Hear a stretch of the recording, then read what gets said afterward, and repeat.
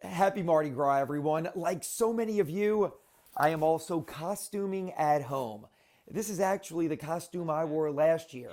1 year ago, my colleague, sports anchor Sharif Ishak, and I were football stars. He was Joe Burrow. I was Drew Brees. And really, this costume works perfectly right now because I am going to tell you more about the ties that bind sports and Mardi Gras. That's Cam Jordan. Do you see him? Can you make it out? Over the last 15 years, Carnival has featured a parade of saints. Everybody that's here and, just the excitement that they have. From Deuce McAllister and Zulu to Drew Brees and Bacchus, twice. Awesome. That was unlike anything I've ever experienced. It's like the Superdome times 10. Even former coaches like Rob Ryan got to scratch the bead-throwing itch. I think the Saints can always be a crowd pleaser. Errol Laborde is a Mardi Gras historian, and he's right. Sean Payton has been the Grand Marshal of Orpheus. Steve Gleason, as well as Alvin Kamara and Marshawn Lattimore, have paraded in Endymion. And last year, the crew of Tux gave an entire float to Saints players. If you notice, Boogie is on the stage rapping. Yeah. Let's not forget Pelican stars. In 2017, Anthony Davis and Boogie Cousins rode in Zulu. And it's not just local athletes who've been celebrated. Johnny Bench from the Cincinnati Reds was within the crew of Gladiators. Evel Knievel, if you consider him to be an athlete, and I guess he was in Mecca, the San Diego Chicken. So he came, and he was so popular, they even had a doubloon. They had a San Diego Chicken doubloon, and people, I think it's still in the marketplace. It is. For $19 on eBay, you can own this three-piece doubloon set from the 1981 Crew of Thor, featuring the San Diego Chicken. We are here in the Superdome without a doubt. And we're not done. While Hulk Hogan body slammed the competition and served as Bacchus 2008, Mardi Gras almost had a real slam dunk. There were rumors, and to me it's rumors, I don't know, that one year that they tried real hard to get Michael Jordan when he was in his prime, but that his wife resisted, thought might be too dangerous. One of the safest parades, the biggest of them all, and not a true Mardi Gras event. The Saints Super Bowl parade in 2010 happened during Carnival time, drawing more than 800,000 people to the city. I have no reason to contradict the estimates that it was the largest crowd ever, because everybody was just so crazy about this, and it drew from the entire region. The Saints Super Bowl parade truly was a special evening in New Orleans. Reporting from my home, I'm Fletcher Mackel, WDSU News. All right, before we go, I wanted to share some thoughts. While I don't speak on behalf of all New Orleanians, as a fifth-generation product of the city, I'd like to tell you what I think Drew Brees meant to our home. Let me start by telling you I grew up going to Saints games with my family even before I could walk. Unfortunately, some of my earliest memories are of fans wearing bags on their heads because the Saints were so bad, the Aints. I was one of the kids who grew up a bit embarrassed by the team. Here I am with my brother, WDSU anchor Fletcher Mackel, on Christmas Day when we were 6 years old. I got Dallas Cowboys pajamas as a gift. Travers was still on board with Archie Manning, but the losing and the aura around the team was so bad, it affected a generation of kids who grew up here. While fans in other cities took great pride in their teams, we were lovable losers, just not good enough, unable to compete. And that sticks with you. It seeps into other parts of your subconscious. Now, fast forward to present day. Saints quarterback Drew Brees making NFL history year in and year out. Our city's greatest sports star, working hard in a positive, classy way, producing results that make us proud of who we are and where we live. Brees' impact on the community, especially the young people in our community, will be felt for decades to come. Think about this. If you were 10 years old when Brees arrived in New Orleans, you're now a 25-year-old who grew up believing the little guy always has a chance to do big things, that the team that never could certainly can. If the Saints are a prism through which we view our entire city, and believe me, on Mondays in the fall, after the games, you know they are.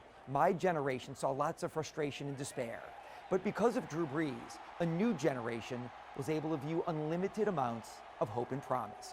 Basically, Drew Brees almost single-handedly transformed a fan base from cynical naysayers into optimistic believers. And for that, we say thank you, Drew Brees.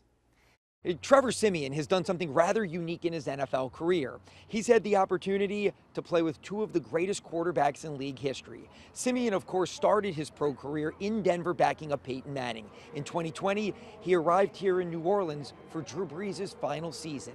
And while Siemian says he learned a ton from both Manning and Brees, being around number 9 was truly special and eye-opening for him.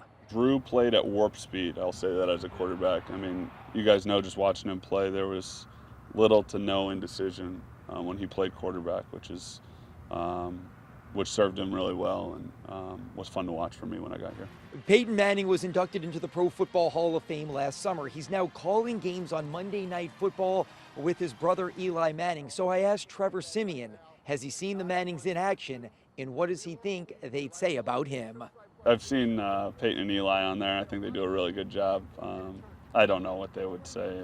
You know, Peyton would probably have something slick to say about me for sure. But yeah, I think those guys do a really good job. I think the insight obviously is second to none with both those guys, and they get some pretty cool guests too, for sure. And finally, speaking of the Mannings, does Siemian realize that he bears a striking resemblance to Archie, Cooper, Peyton, and Eli? Yeah, I have heard that before. Yeah, I'll take it as a compliment, I guess. I don't know, but yeah, I've heard that before. And Siemian will no doubt try to channel some of that Manning magic this weekend as the Saints travel to Philadelphia, trying to snap a 2-game losing streak. Currently, the black and gold favored over the Eagles by 1.5. Reporting in Metairie, I'm Fletcher Mackel, WDSU News. Saints and Pelicans owner Gail Benson has started a relief fund for those affected by Hurricane Ida. Her initial contribution, $1 million. As for the Caesars Superdome and the adjacent Smoothie King Center, unlike Hurricane Katrina 16 years ago, when these structures were just decimated by the storm, they came through relatively unscathed. Leaders tell me that these buildings are in great shape. The storms did not affect them, so once power comes back on in the city of New Orleans, they could host games. The Saints play in less than 2 weeks, or are scheduled to play in less than 2 weeks. The NFL season opener September 12th against the Green Bay Packers. Right now, the Saints have relocated to Arlington, Texas, AT&T Stadium, the Cowboys' home. This is video of them practicing today. And while their focus on the field is football, their focus off the field is on the people of New Orleans. The safety of my family is the first thing that comes through. Again, all this other stuff is materialistic. If you lose a car, so what? You lose a house, so what? But lives are irreplaceable. So it's the same message, from my family to my friends to practically all of New Orleans. Is stay safe as best as you can. Again, anything else is materialistic. As long as you have your health, you can figure out what's the next step, and we focus up from there. So all the moving pieces, all that other stuff, it's easy to simplify what needs to be happening. Family good, back to football. Football good, back to family. We're trying to figure out how to help our city. One more quick sports item. Tulane University announced that the Green Waves' first game, scheduled for this Saturday in Yulman Stadium against the University of Oklahoma, has been moved to the Sooners' home campus in Norman, Oklahoma, because of the power outages and the infrastructure inabilities of the city of New Orleans, really also with what everyone is dealing with, first responders, fans, and everyone else. Tulane felt it was the right thing to move the game and certainly not try to play it this week. No word on even if they could have played it had power been restored. It was set to be the biggest game in Yulman Stadium history. It will now be played on the campus of the University of Oklahoma. Reporting downtown, I'm Fletcher Mackel, WDSU News.